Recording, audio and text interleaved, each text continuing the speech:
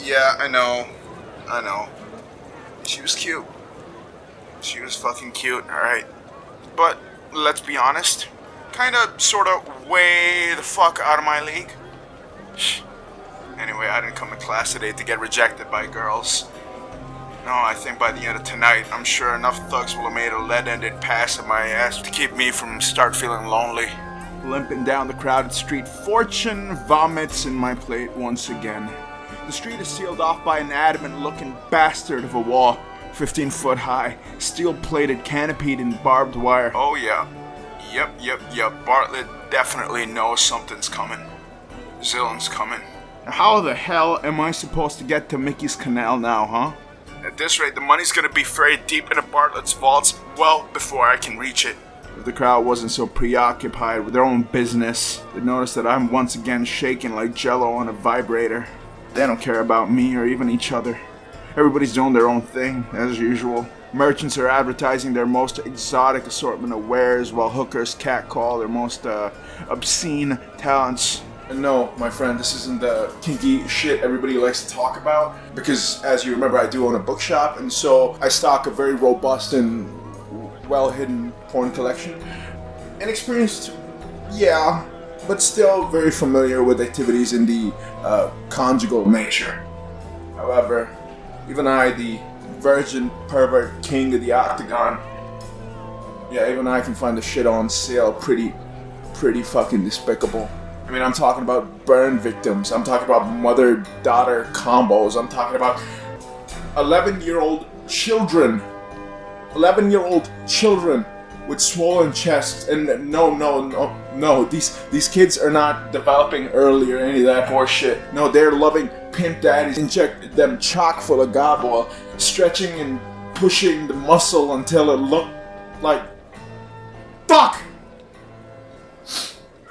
Fuck. You guys want to see why I don't really have any national pride? Fucking look around. But who am I to talk? You forget what today's little field trip's about? I gingerly nudge my way through the loud crowds, anxiety gnawing at me as I try to think up some way of thwarting my latest, very intimidating looking obstacle. I'm almost considering taking up to the roofs again, except for the fact that there are fucking thugs with rifles hawking us from above. Shit, sewers? No, I shouldn't try the sewers. Even if I didn't get shot, stabbed, bitten, and or raped, I'd almost certainly get lost in the infamously unnavigable labyrinth, at least to get shot, stabbed, bitten, and or raped. No, this ain't gonna work. While I shift uncomfortably, the smoggy dusk is cast an equally disconcerting eeriness over the street. Although everybody is trying to go about their business as usual, Bartlett's enforcers have put everybody on edge. Shoppers just want to finish their business and go home. Got what I would do to join them. Nice warm cup waiting for me at the shop. But I'm still 37 grand short. Yeah, taking a day off is definitely not in the cards today. As I near the obstruction, I hear a loud metallic snap. Reaching over the sea of heads, I see that a small panel is slid open in the metal wall, with a fuming enforcer glaring out at the near civvy. Incidentally, some random bum. Judging from the way this drifter is boisterously singing My Full Weasel, and then draining his little weasel on the wall. Yeah, he's hoosed out of his mind. Need to back off! But the bum ignores him, continuing to whiz on the wall. I said back the fuck! The thug stumbles back, spluttering and spitting. I don't blame him. The hooch goblin just readjusted his aim right into the metal panel, catching the thug with a face full of piss. It's actually kind of impressive, I'm not gonna lie. I don't think I could have generated that much distance at that trajectory, especially with so many people watching. So despite my nerves, I can't help a slight, nervous little chuckle. And the enforcer's screams of, "Oh my god, it stings like fuck!" Yeah, they aren't helping. And as everybody around me wipes away tears of jeer, the red-faced guard reappears, looking humiliated and downright pissed, I dare say. That's it, boys. Zillion threw the first stone. Braze hell. There's some scuffling, and before people can even process the transition from mirth to misery, the metal wall topples over. Everyone enjoying its shadow is instantly crushed, I can hear moaning from underneath the metal, but it's instantly drowned out by the tempestuous screams of horror around me. The monstrous cannon on wheels slowly rolls onto the toppled-over wall, sickeningly finishing off the people beneath its weight. Fear begins to boil over to pure terror. The people behind us are pushing forward to find out what's causing the commotion, but those of us who know try to flee. The result? An amalgamating sea of idiots rampaging past and into each other. I cling on to a lamppost, hoping I'm not carried off by the stampede and crippled under a frantic storm of boots. The cannon carries on, indifferent to the carnage. The pipes and huge tanks trailing behind it start vibrating violently. Oh, fuck. Fire. A hellish stream of red-hot flame erupts from the Iron Dragon's mouth, scorching everyone in a 20-foot radius. And trust me, I don't care how many times you guys have seen a person bleed out, get maimed, fucking stabbed, whatever. You will never get used to seeing a human being lit up like a fucking birthday candle. See, because the hair, that's the first to go. Head, eyebrows, eyelashes, everything. It all bursts into flames like millions of little mines detonating on your body. And before you can even begin to process what's happening, the skin is already congealing off your flesh. And at this point, most squeeze their eyelids shut, trying to shield them from the hell. But the fire vaporizes away the thin flaps of skin, forcing them to watch. And although this only takes a couple seconds, the people know they're going from rare to well fucking done. As the flesh sizzles and chars off their bones, some crumple to the ground, some run about flailing, seeking solace in madness. It makes no difference. The agony has already smoked their souls out of their charred carcasses. The flamethrower grimly advances amidst its fiery carnage, and I need to get the fuck out of its way. I desperately try to push through the stampede, but trip on something and find myself ass down. Before I can get to my feet, someone's boot connects with my face. The blow dazes me. Warm blood pours down my shattered nose. No. Don't you fucking dare roll over now, Theo. These guys are looking out for number one. Then join the fucking party, dumbass. Before my attacker can step over me, I clutch the hem of his trousers and yank myself up. Then I grab hold of his shirt and fight myself past him, probably felling a few in the process. This is the only way of getting anywhere, and I'm gonna do what I have to do. I don't know what's gonna happen to these guys, but I know what's gonna happen to my family if I don't. Don't look at me like that. I know nothing justifies my actions, but the incarcerated have always degraded past human courtesy. For us, the people of the Octagon, it's always been survival of the fittest, and those who don't accept this are always the first to go. Sewers. Why the fuck did I not think of that? Decided to take the river shit seems like the only option, so I haphazardly look down at the opening. It seems that I'm not the only one with this idea because I hear others shout around me. Found one, but it's welded shut. Man, this one too. They've all been sealed. The speckly bang sealed them up last week. Ow! The voice cuts off as its owner is pulverized by like a bajillion feet. Wait, why would the Speckly Band gang seal up wait, they're in the sewers. Zillion's in the fucking sewers. They're waiting for the flamethrower to pass over them and then they'll come out. But I'm gonna be fucking extra crispy by then. The stampede around me has gotten way too violent. Most are bludgeoning and stabbing now to save their own skin. At this point, we aren't walking over ground, we're climbing over fucking bodies. And I need to get the fuck off the street. I desperately look around. Fuck, nothing. Suddenly someone grabs my back and flings me to the side. I've lost all sense of direction. There are people above me, people below me, and although I can't really differentiate direction, common sense dictates that the stiff, lifeless ones, yeah, they're at the bottom. And it's getting unbearably hot. Flamethrower must be getting close. Things are not looking good. I claw upwards, unable to breathe. I try to break the surface of rampaging bodies, but a couple of people don't take too kindly to me using their body parts as climbing holds. Yeah, I'm pretty sure I've grabbed onto a schlong or two. Never mind, because they retaliate by kicking me off my feet. It's dark.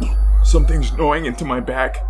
And as my senses return, I realize I've just been kicked clean through a shop's display. And although I'm pretty badly cut, I think I'm safe. Well, here's a lesson for you kids. Who says it doesn't pay to be a pervert? Grab a hold of the counter and pull myself up, shivering uncontrollably. It's weird how fear and adrenaline can give you tunnel vision, because people are racing past the window without even noticing that there's a gaping hole towards safety right next to them. They're just fighting tooth and nail past each other. If I was a better man, if I was a braver man, maybe I'd say something. But you guys are starting to get to know me a little bit, aren't you? Little liver piece of shit that I am. That now that my ass is safe, there's only one thing on my mind. The roaring sounds of the fire have stopped getting louder. The flamethrower stopped advancing, which means Bartlett has secured a wide enough perimeter around his precious money. Now all that fucker has to do is wait, which sucks for me because that is the last fucking thing I wanted. Now how the fuck am I supposed to get to the money now, huh? Even if I was supposed to take to the roofs and sneak past that flamethrower, I would be a sitting duck for the rifleman sitting on top. This is a robbery, right? So where the fuck are the robbers? Assuming Zillen's men are holed up in the sewers, they won't come out with a fucking flamethrower trained on them. And if I'm to stand any chance of reaching Bartlett's money, that fucking machine has to go. But how? I hoist my backpack onto the counter and cuss at how fate has once again used my fortune as a potty. I start digging through my battered and footprint-covered kit, where once again I realize that I am fucked. Because most of my shit is missing. I only have a bread, a dress, and a couple sticks of dynamite. The rest of it must have spilled out while I was being fucking trampled outside. Okay, calm down. Think. Okay, Senator. The obvious choice would be to use the dynamite to blow up the Iron Dragon. But the weapon itself is so heavily armored, I'd need 20 times the explosive to even make a dent on that thing. No, that's not gonna... Wait, the flamethrower was dragging a trailer behind it, right? And I'd bet anything there's some sort of fuel inside it. Okay. I scoop up my things from the table and race upstairs, carefully peeking outside one of the street-facing windows. Jeez, this is not looking good. The snipers have abandoned any pretense of vigilance. Looking relatively relaxed, they're shouting jokes at each other from the different rooftops. I guess I would be too if I had a fucking human charbroiler on my side. I shift my gaze down to the grisly rotisserie of a street and the unholy contraption that created it. Damn! The trailer itself is cased in cast iron. No, the dynamite's not gonna fucking do shit against that. This is not gonna... Wait. Look at the tubes. There are tubes connecting the flamethrower to the trailer, and they look pretty forgiving. Okay, this might work. Taking a deep, quivering breath, I ignite the fuse on one of the dynamite sticks and try not to let the fact that I've got a live explosive in my hand cock up my throat. I carefully take aim and fling the stick. Hey, what the? Who threw that? Hey, look, over there. There's a kid inside. How cute. He thinks he's gonna slice of a cut. Then let's fucking cut him.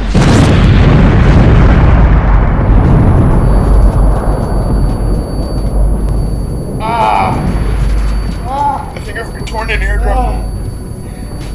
Seriously, guys, I think I'm deaf. Unsure whether it's the cacophony that unbalanced me or maybe that the ground is shaking, I rush over to the window and look down. Oh, fuck. A couple of flaming, glowing hot craters have replaced the Iron Dragon and its stomach. Its shrapnel remnants have lacerated a few of the snipers off the roofs, recruiting them among the ranks of their victims. And although Bartlett's men are just dazed, I hear several loud pops. All the manholes on the street whisk 30 feet up into the air. Amidst the smoke pouring out, dark figures emerge from the depths. They climb onto the street and methodically dive for cover. Fucking finally! Gunfire spontaneously bursts out from everywhere. Bodies start falling off the roofs. Screams of pain start ripping through the mist streets. Both sides have finally started to go at it. Bloodbath has finally tasted both sides. I sprint back to the stairwell and head for the roof. The staircase inside a door. I press down on the handle, but it's so rusted it doesn't budge. Fuck's sake, I don't have time for this. Arching backwards, I propel my leg into the door, jamming my heel right into it. The door cracks at its hinges. I kick it again, thankfully splintering the door off its frame. Stepping outside onto the roof to see what the real war looks like. This has gotten completely out of control. What the hell are you doing here, Theo? Hugging the ground for cover for fear catching lead. I try to keep my heart from splintering my sternum and some slugs from splattering my skull. However, Zillen's men have no problem catching other bodies with their bullets. Lead-filled corpses are literally spilling off the rooftops. At this rate, Bartlett's men aren't gonna last long, and neither is my money. So trying to ignore the pain, I pulled the ski mask over a severely bruised nose and started advancing towards the canal. Roof to roof, cover to cover, I carefully stay away from the edges where I have any stray bullets that could catch me, because let's be honest, the day hasn't exactly been my lucky day. However, after everything, this show is coming to an end, and maybe, just maybe, my name might just be in the mix.